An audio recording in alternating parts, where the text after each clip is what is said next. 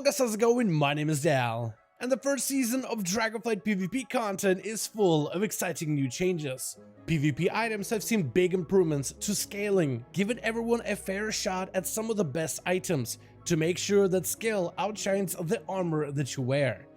PvP gear can also be earned through multiple sources, either through crafting, open world content, and instance PvP, which makes gearing alt characters incredibly simple and convenient.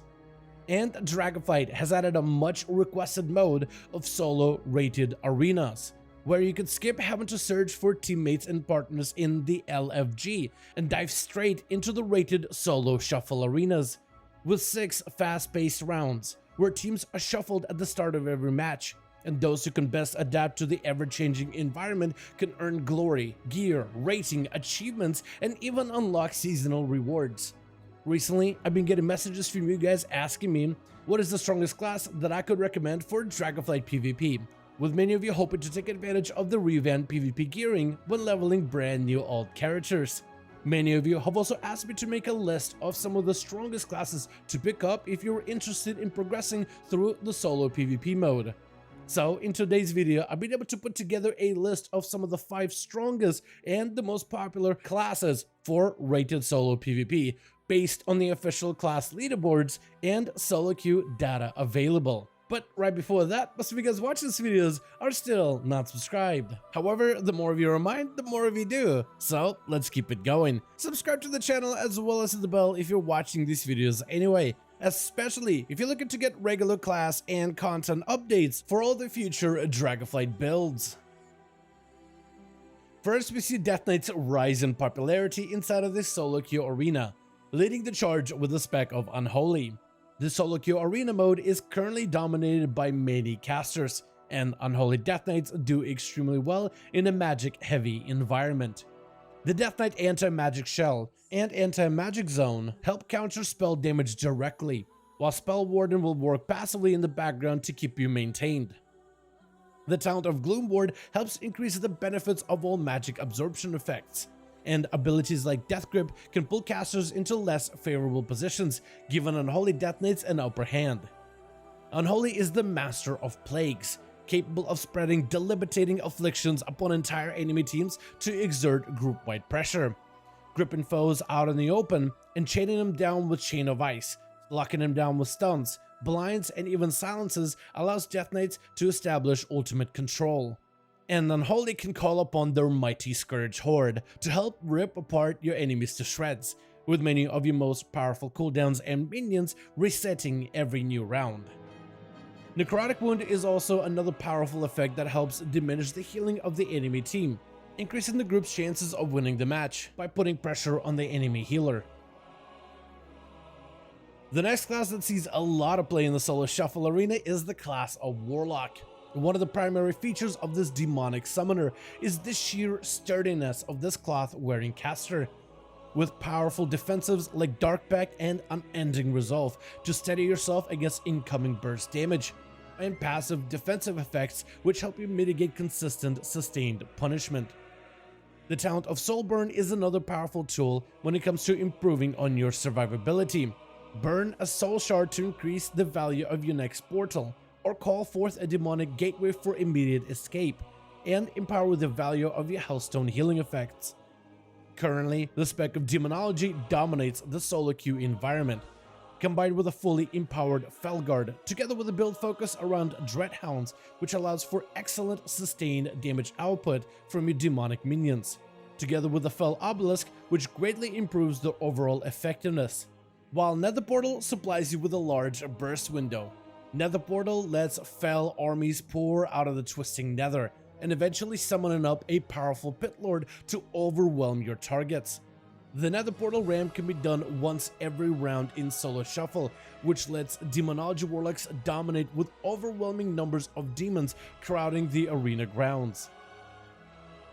Next, we have the class of Shaman, which is one of the greatest support classes for the solo shuffle. Shamans can run a myriad of totems to help support their allies, from breaking fears with Tremor, misdirecting spells with Grounding, rooting enemy pets and melee attackers in place with Binding or Static, and empowering your allies' damage with Sky Fury. Shamans are also generally tanky, capable of calling forth a earth elemental to bolster their health at the start of every round, dampening harm with astral shift defensives, and having a safety net of nature's guardian when you fall into a critical condition.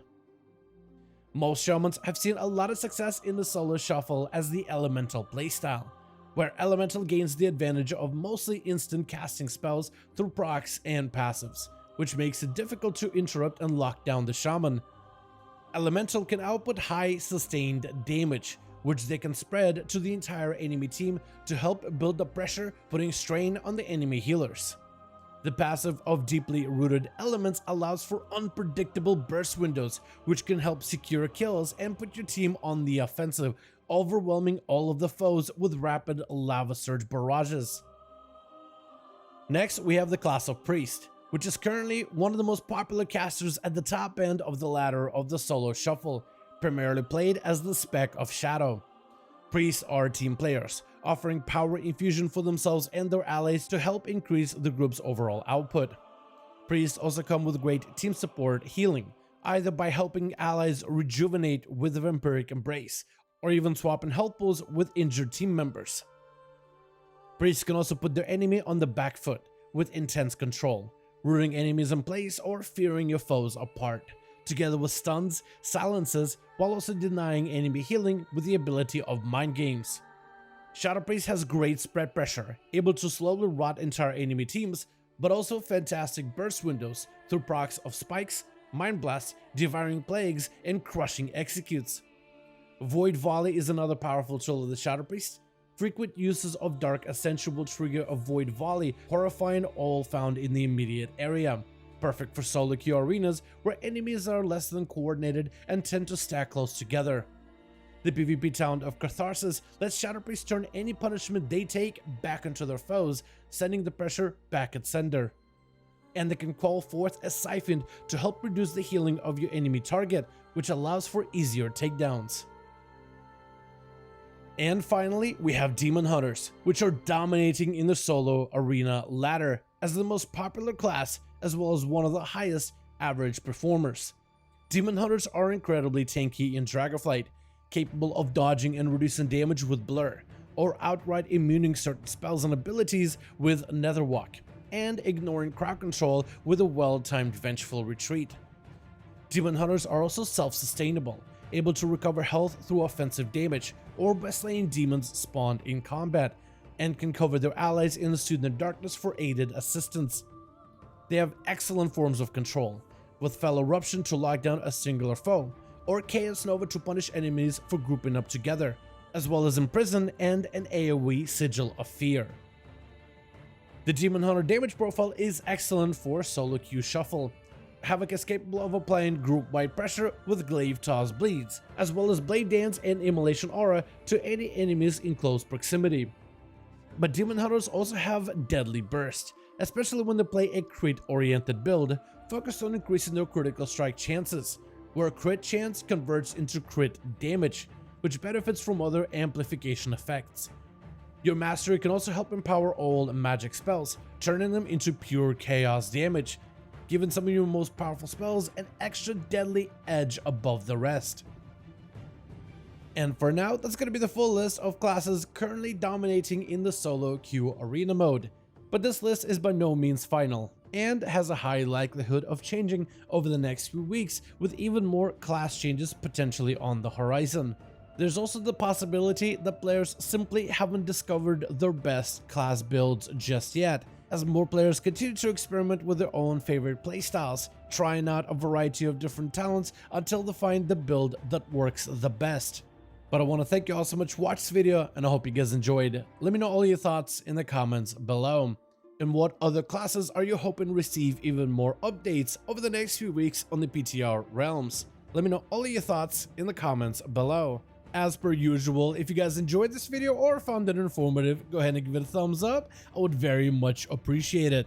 And as always, in the description of every single live stream and video, we have a link to our Discord community channel. Probably the best place to reach out to me directly in case you want to let me know what you thought about this video, or discuss with the other members of the community what you think about the upcoming changes. Join our Discord to become part of the community. But otherwise, thank you guys so much for watching. I do hope you guys enjoyed. Let me know your thoughts, and as always, I'll see all of you guys in another video.